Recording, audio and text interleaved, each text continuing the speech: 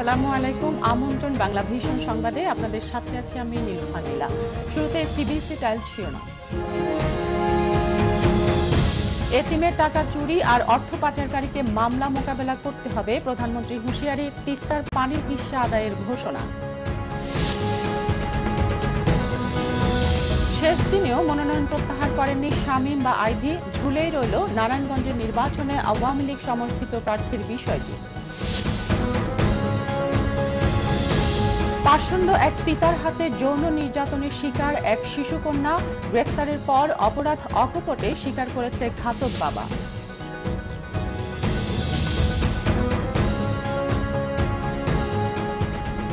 শুনছিলেন CBSE tiles শিরোনাম। মলফিক্স perfect fit, সুস্থ শিশু সুন্দর হাসি। এবার বিস্তারিত। প্রধানমন্ত্রী শেখ হাসিনা বলেছেন, যারা এতিমদের টাকা চুরি ও মানি লন্ডারিং করেছে তাদেরকে মামলা মোকাবেলা করতে হবে। তিনি অভিযোগ করেন, যুদ্ধাপরাধীদের রক্ষা করতেই বেগম জিয়া কাজ করছেন। গতকাল বিকেলে নীলফামারীর জনসভায় প্রধানমন্ত্রী আরও বলেন, তিস্তা পানির ন্যায্য হিস্যা আদায় করা হবে। সে সময় উত্তরাঞ্চলের উন্নয়নে তার সরকারের নেয়া নানা পদক্ষেপ ও আগামী দিনের কর্মসূচিও তুলে ধরেন শেখ হাসিনা। মনোনয়নপত্র প্রত্যাহারের শেষ দিনেও সমঝোতায় আসেননি নারায়ণগঞ্জ সিটি কর্পোরেশন নির্বাচনের আওয়ামী লীগের দুই প্রার্থী শামীম ওসমান ও সেলিনা হায়াত আইভী। দুজনই এখন পর্যন্ত রয়েছেন নির্বাচনের মাঠে। শামীম ওসমানের দাবি, দল তাকেই সমর্থন দিয়েছেন। আইভী বলেন, জনগণের সমর্থন তার পক্ষে।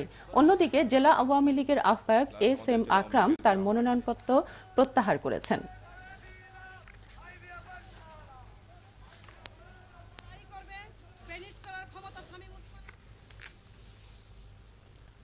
নিজের জন্মদাতা পিতার কাছে যৌন নির্যাতিত শিকার হলেন ১৩ বছর বয়সী এক শিশুকন্যা। মর্মান্তিক এই ঘটনাটি ঘটেছে রাজধানীর বাড্ডায়। পাষণ্ড বাবাকে নারী ও শিশু নির্যাতন দমন আইনে গ্রেফতার করেছে বাড্ডা থানা পুলিশ। গ্রেফতারের পর নিজের অপরাধ অকপটে স্বীকার করেছে পাষণ্ড সে বাবা। মাহমুদ আরিফের রিপোর্ট। মেয়েটির বয়স মাত্র ১৩। বাবা মার বিবাহ বিচ্ছেদের পর থাকতো মায়ের কাছে ময়মনসিংহে।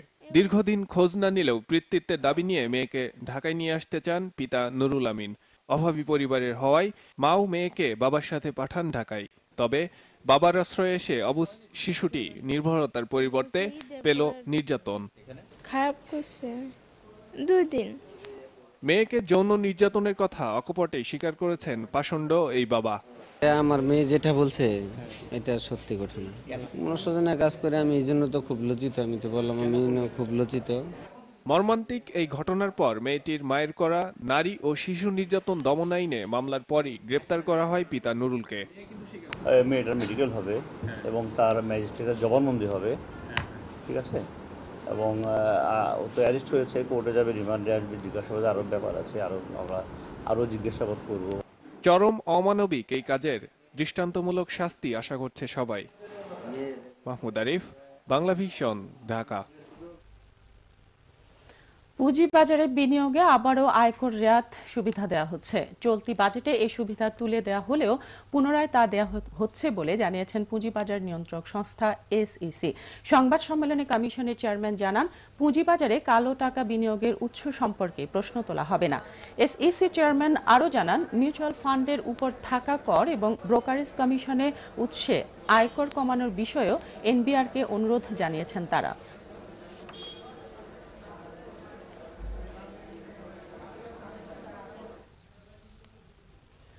অচল হয়ে পড়েছে খাগড়াছড়িতে বিদ্যুৎ সরবরাহ। টানা ৪-৫ দিন বিদ্যুৎ না থাকার ঘটনা ঘটছে। ব্যবসা বাণিজ্যে দেখা দিয়েছে অচল অবস্থা। সীমাহীন দুর্ভোগের শিকার হচ্ছেন গ্রাহকরা। খাগড়াছড়ি প্রতিনিধি এইচ.এম. প্রফুল্লর রিপোর্ট, জানাচ্ছেন মোর্শেদা রাসেল। গত প্রায় ২ বছর ধরে খাগড়াছড়িতে বিদ্যুতের ভয়াবহ লোডশেডিং চলছে। সম্প্রতি তার সাথে যোগ হয়েছে লো ভোল্টেজ। ২৪ ঘন্টার মধ্যে জেলায় গড়ে প্রতিদিন ১২ থেকে ১৮ ঘন্টার লোডশেডিং হচ্ছে। কখনো ঝড় তুফান হলে লাইন ফল্ট ও ট্রান্সফরমার বিকল হয়ে পড়ে। তখন বিদ্যুৎ থাকে না টানা ৪-৫ দিন। এলাকাবাসী জানিয়েছেন, নিরবিচ্ছিন্ন বিদ্যুতের দাবিতে মিছিল, অবস্থান ধর্মঘট ও বিক্ষুব্ধ জনতার বিদ্যুৎ বিতরণ কেন্দ্র ঘেরাও কর্মসূচিও টনক নড়াতে পারেনি কর্তৃপক্ষের। বিদ্যুৎ না থাকাতে আমাদের ব্যবসা বাণিজ্য এখন প্রায় বন্ধ হওয়ার পথে। বিদ্যুতের কারণে আমরা ফটোকপি করতে পারতেছি না, আমাদের অনেক সমস্যা। কারেন্ট চলে গেলে পড়ালেখা হয় না। এগুলো সরকারের পক্ষ থেকে খুব দ্রুত গতিতে এই লাইনগুলো সংস্কারের প্রয়োজন। বিদ্যুৎ ও পানির অভাবে খাগড়াছড়ি কারাগারেও আসামিদের মধ্যে দেখা দিয়েছে অসন্তোষ।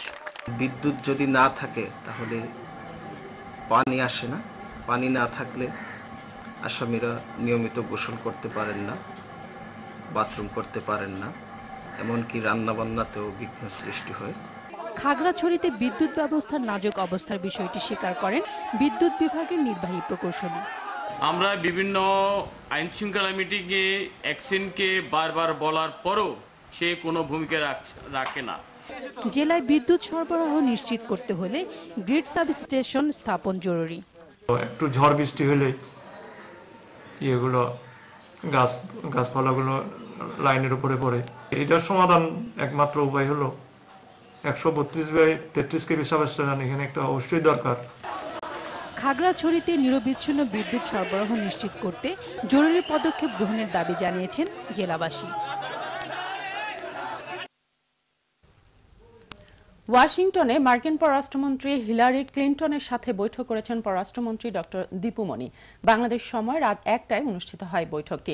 মার্কিন পররাষ্ট্র মন্ত্রণালয়ের এক বিজ্ঞপ্তিতে জানানো হয়, প্রায় ঘণ্টা ধরে চলা এই বৈঠকে গ্রামীণ ব্যাংক নিয়ে ওয়াশিংটনের উদ্বিগ্নতার কথা তুলে ধরে মার্কিন পররাষ্ট্রমন্ত্রী বলেন, যুক্তরাষ্ট্র আশা করছে ব্যাংকটি তার ফলপ্রসূ কার্যক্রম অব্যাহত রাখতে সক্ষম হবে। এ সময় ডক্টর দীপু মনি হিলারি ক্লিনটনকে আশ্বস্ত করেন, একটি সংবিধিবদ্ধ প্রতিষ্ঠান হিসেবে গ্রামীণ ব্যাংক তার পূর্ণ অধিকার ও সুযোগ সুবিধা ভোগ করছে। Walton Bangladesh West Indies series টি-20 ম্যাচ জয়ের আত্মবিশ্বাস নিয়ে ওয়েস্ট ইন্ডিজের বিপক্ষে প্রথম ওয়ানডেতে আজ মাঠে নামছে স্বাগতিক বাংলাদেশ। মিরপুর শেরেবাংলা জাতীয় স্টেডিয়ামে দিবারাত্রির এই ম্যাচটি শুরু হবে দুপুর 1টায়। এই ম্যাচে জয়ের প্রত্যাশা দুই দলেরই। জ্বরের কারণে এই ম্যাচে নামছেন না বাংলাদেশ সহ অধিনায়ক মাহমুদুল্লাহ রিয়াদ। ওয়ানডে সিরিজে ক্যারিবীয় দলে এসেছে বড় ধরনের পরিবর্তন। এই ছিল এখনকার মতো। পরের সংবাদ সকাল 11টায় দেখার আমন্ত্রণ রইল। এছাড়া দেশ বিদেশের সর্বশেষ সংবাদ সবার আগে জানতে আপনার গ্রামীণ ফোন ও এয়ারটেল থেকে ডায়াল করুন 1616 নম্বরে। এতক্ষণ সাথে থাকার জন্য সবাইকে